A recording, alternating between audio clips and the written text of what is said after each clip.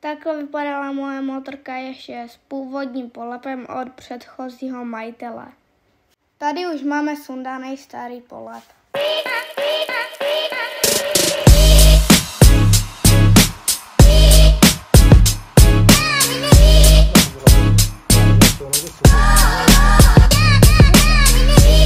Nové plasty.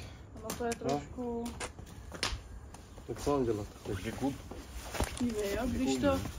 Jak se snažím, když to posunu... No, a tady je oranžová. kde?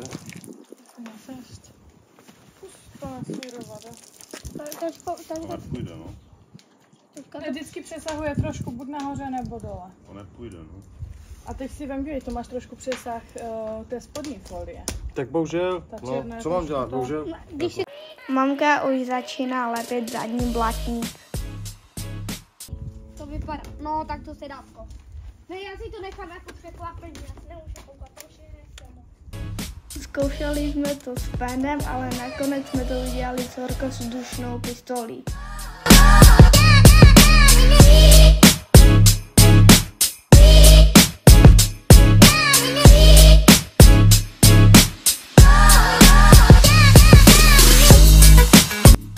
Tady mamka už lepí boční polepy, takže to už začíná nějak vypadat.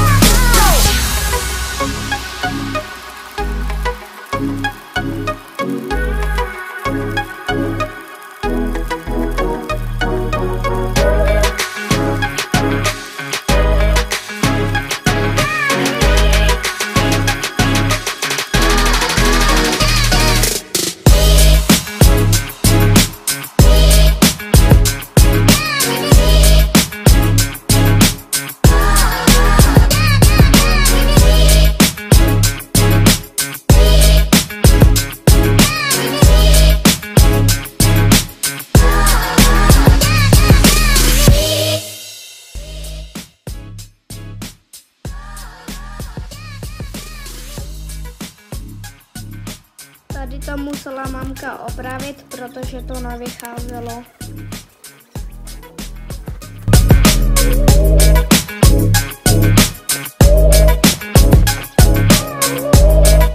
Loga značek jsem si vybíral sám, protože jsou to moje oblíbené.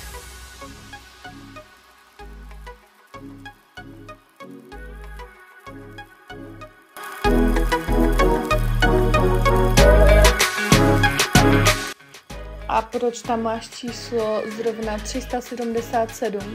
No, protože jsem je měl na minulé motorce a se mi to tak líbilo.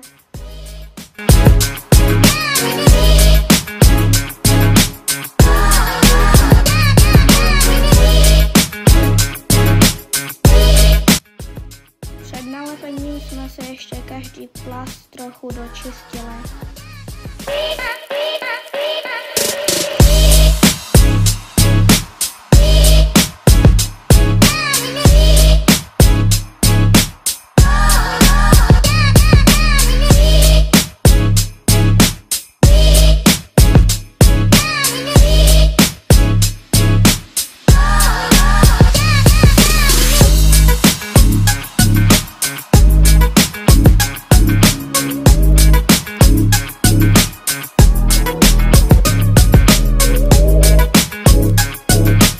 Tady se mamce s polepama velice dobře pracovalo, takže můžu doporučit, že Scrap Design jsou opravdu dobré polepy.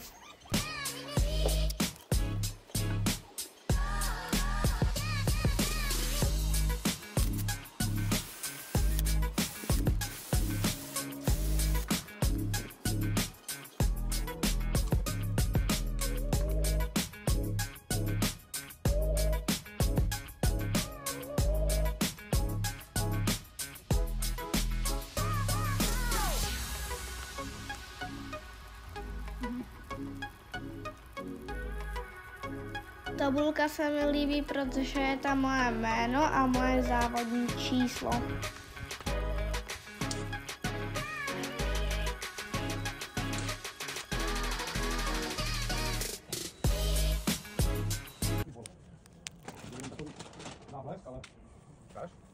Ty vole, to jo.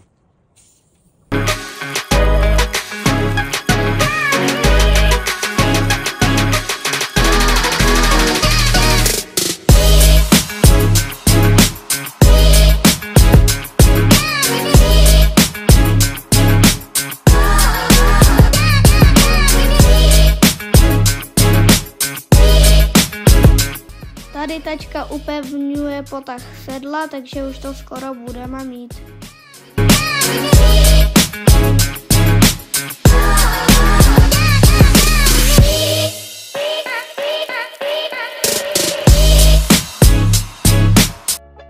Tak a konečně máme hotovo.